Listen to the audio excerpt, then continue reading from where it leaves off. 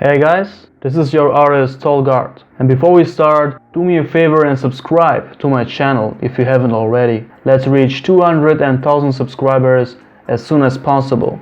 That would be huge. And also turn on the notification. I will upload 2 to 3 videos a week for the next few months, so don't miss anything.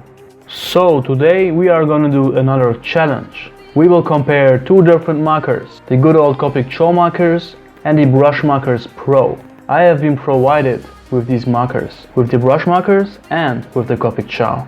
I haven't really used the Brushmarkers before. I also don't know if the colors mix as well as with the Copics. And to be honest, I have never even heard about them before. But I guess that they are way cheaper than the Copics. But anyways, we will find out in this video. So as you can see, I already drew Vegeta as a split face. We will color the left side with the Copics and the right side with the brushes. And to be fair, I'm really confident with the Copics. I'm using them for years now, and as you can tell, I know how they work. But I will give my honest opinion on the brushes, of course. And because I only have 63 brush markers, I will limit the color selection of the Copics. For every part, I will use only 3 color tones. But enough talk. Let's color the left side of Vegeta beyond Super Saiyan Blue with the Copics.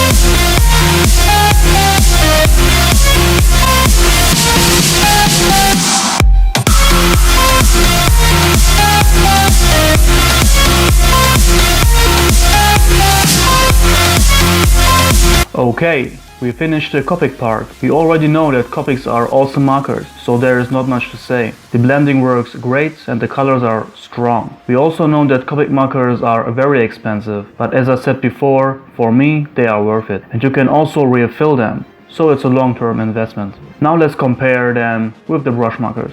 My first impression was that these markers have a very strong tip and the colors are very strong as well, but you cannot really mix the colors together, so use the darkest color tone first and then continue with the next lighter color tone.